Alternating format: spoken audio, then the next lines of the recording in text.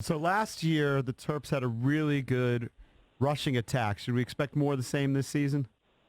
I mean, I would hope. I mean, the thing that I've learned is you do what your players allow you to do, and we've got a really strong running back room. I've always, as a coach and as a play caller, tried to create balance because you don't want to be a one-handed team. And so we've worked really hard at the things we hadn't done well, which to me is being able to throw the ball effectively, but also one of the things that really jumped out from last season was just how penalized we were. We had over 1,000 yards of penalties, which, I mean, the first thing you got to do to learn how to win is to learn how not to lose. And so if we can just play with more discipline, limit our penalties, and then, be able to throw the ball effectively when we need to or when we want to, I think that will give us the balance we need to create some disadvantages for defenses. Now, Coach, it sucks that you lost your receiver to the ACL, Jones. Juwan Jones. Yeah. That sucks for him. But how do you feel about the receiver position as a whole? I mean, are you pretty deep? Yeah, well, losing Jay Sean and the production he had last year as a true freshman obviously was a blow. But, we realized that those things are part of the game, and that's why we try to create the competition and the depth. And fortunately for us, the wide receiver was one of the positions that we have really good depth. Now, a lot of the young guys hadn't had a lot of experience, and so what we've tried to do is really kind of grow them up fast, get them a bunch of work here this summer during training camp. And I've been really pleased with the way guys like Darryl Jones and DJ Turner and Dante Demas have all kind of matured, and you continue to see their growth as well as a guy like Carlos Carrier.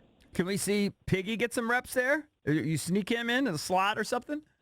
No, he's not a receiver. I mean, Piggy's a quarterback. And so, one of the things, and we talked about it in our press release, is that, our goal on offense is to get our best players on the field. We've got 4 or 5 really good running backs. We've got 2 quarterbacks. We've got 5, 6 different receivers and a few tight ends with Tyler Mabry. And so we got to be real creative in our personnel groupings.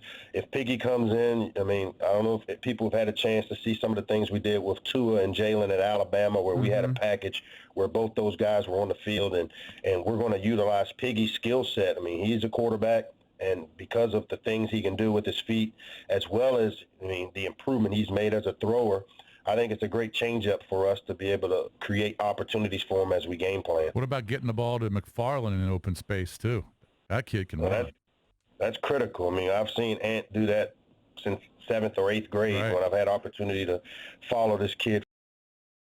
Special runner.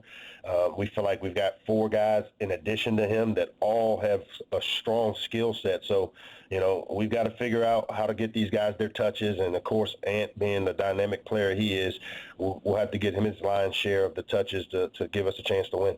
Joined by Mike Locksley, head coach at Maryland. Terps take on Howard in their opener tomorrow at Maryland Stadium. You mentioned watching him in 7th and 8th grade. When does it start? When does a coach know that guy's got it? Does it go back to 5th grade, 4th grade, 3rd grade? When does it start?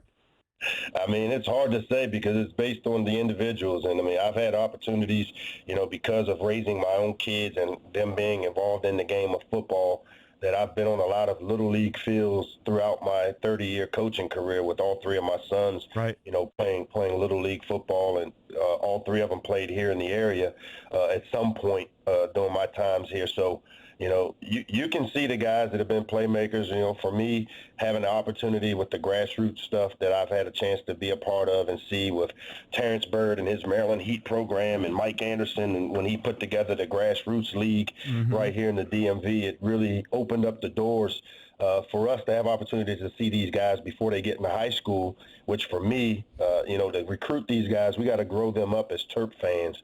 And that's kind of what happened to me as a kid. And so we want to be real visible and really active with our youth league football programs. Being the flagship university, it's our responsibility to promote the great game of football. And so we're out there. We have opportunities to go watch some of these 8th grade teams. We've had a couple of them play here at Maryland Stadium. And the football in this area is big time. So the more we can be around them and get them loving the Terps, the better opportunity 3-4 years down the road we have to getting them to come play for us. Coach, who were your guys at Maryland growing up? Who you're the fan of?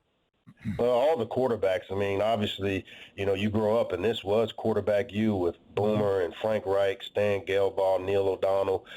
Scott Zolak, all these guys that I grew up rooting for.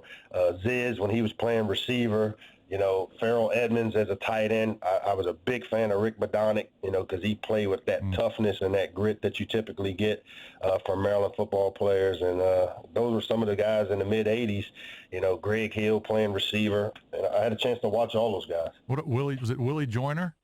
Oh, Willie Joyner, no doubt. He was a it's stud. too many of them for me to name, so I don't want to piss any of them off if they're listening. But of those mid-'80 teams, 83, 84, 85, were the catalyst for my love for the Terps, and that's the vision I have, as well as a young coach in 2001, 2, and 3, being around here or having dealt with a bunch of those great players like Sean Merriman and Vernon Davis and E.J. Henderson, right, who came through in my earlier years. I know you don't want to look ahead. I'm just kind of looking at the schedule here, and November's tough because you're probably playing the best 4 teams in the conference in November. But you look at the games before that, the 8 games before that, you got to feel pretty good about where you are, especially with some of the teams that are at home. Come on, man. I feel pretty good. Yeah. My stomach is turning upside down just listening to you say that. Right. Right now, all I'm worried about is trying to go out against a really good Howard team, and I hope we get our fans here to support and see go out. And I'm looking forward to seeing what type of team we have. I mean, we know it's a progress. It's going to take some time for us to build this thing the right way, and that's the plan. And it starts Saturday. And the Big Ten East is what it is. I mean, teams and I've been a part of winning at Michigan when I was here when we first got into the Big Ten. I've been a part of winning at Penn State, having the opportunity to beat Iowa here at home.